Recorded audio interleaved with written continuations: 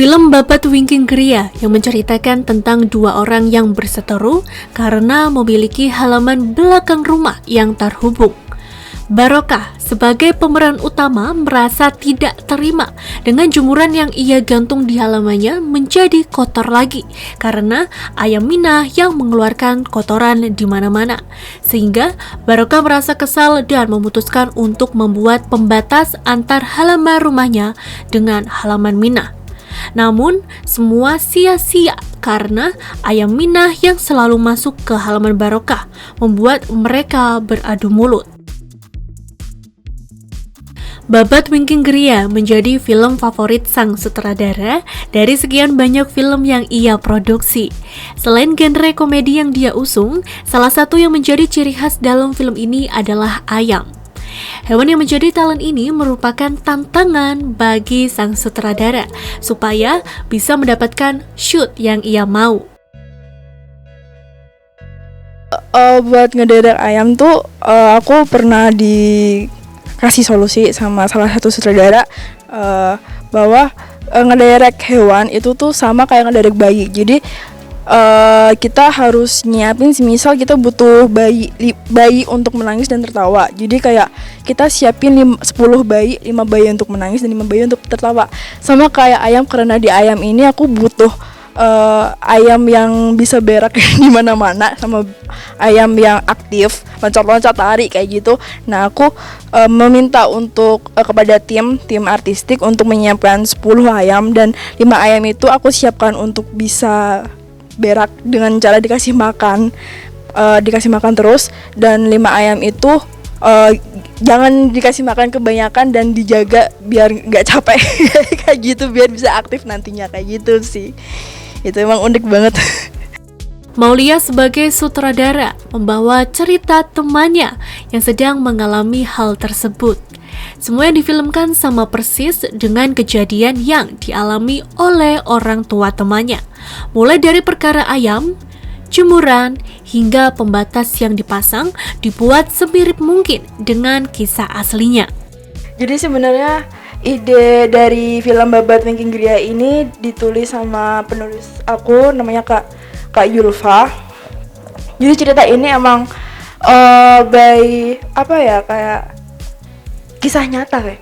Iya, kisah nyata, permasalahan tentang ibunya dengan tetangganya, dan sama kayak masalah jemuran dan masalah ayam kayak gitu. Cuman ini jadi diangkat menjadi film komedi, dan untuk permasalahan tanah itu memang jadi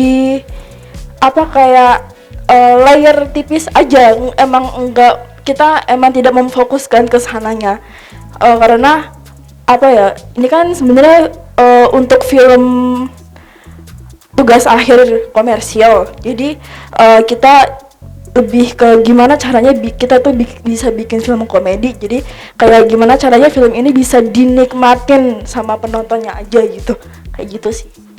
Film Aku Tep Manten menceritakan kisah seorang pria yang ingin melamar kekasihnya. Namun, orang tua kekasihnya meminta syarat yang membuat ia menjadi bingung. Pria menjadi sosok kontroversial ini masih mempercayai para leluhurnya, sehingga ia melakukan ritual untuk melancarkan proses lamarannya.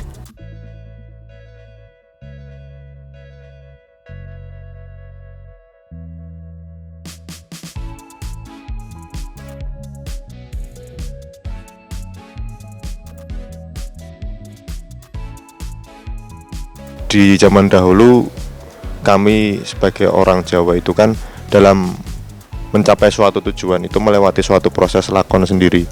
Dan lakon itu adalah, kalau menurut saya, lakon itu adalah menyingkronkan diri sendiri dengan alam semesta. Alam semesta itu bisa manusia, bisa tumbuhan, hewan, dan sebagainya, dan semuanya pokoknya. Nah, dari situ barulah kita melakukan sebuah tindakan yang konkret. Manusia itu butuh itu, entah itu apapun. Nah, dalam film ini bentuk konkretnya itu adalah ya tadi mandi kembang, bacaan dan sebagainya, itu sebagai bentuk lantaran dari keseriusan kita dalam menggapai tujuan. Gitu aja sih. Cerita dari film Aku Tep Manten terinspirasi dari kisah sang aktor, Sugeng, yang selama masa hidupnya tidak menggunakan layanan bank untuk menyimpan uang, sehingga ia hanya menyimpan uang dengan caranya sendiri. Di masa pandemi tahun 2021, karena dirasa tidak ada pekerjaan sampingan, ia memutuskan membuat rekening bank. Kisah inilah yang menjadikan sang sutradara ingin membuat kisahnya dalam bentuk film. Karena melihat zaman yang semakin canggih dan modern, masih ada orang yang menyimpan uang tanpa layanan bank atau e-wallet. Ide awalnya itu terinspirasi dari kisah nyata si aktornya sendiri. Jadi si Sugeng itu dia memang nggak punya ATM di tahun 2020. Baru karena pandemi kan butuh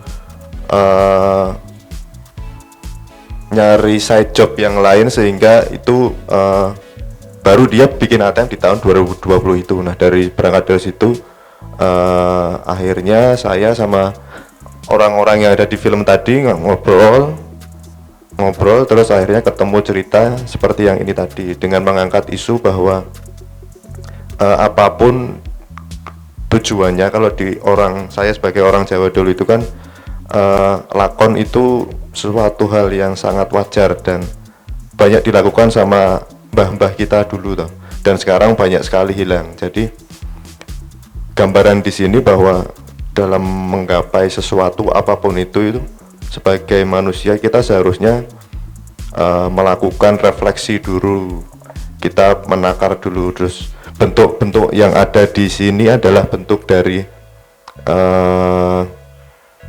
budaya yang pernah kita lakukan atau kami lakukan di zaman-zaman yang mungkin sekarang tinggal sedikitnya, mandi kembang, terus bacaan, terus pengajian apa tuh, syukuran gitu.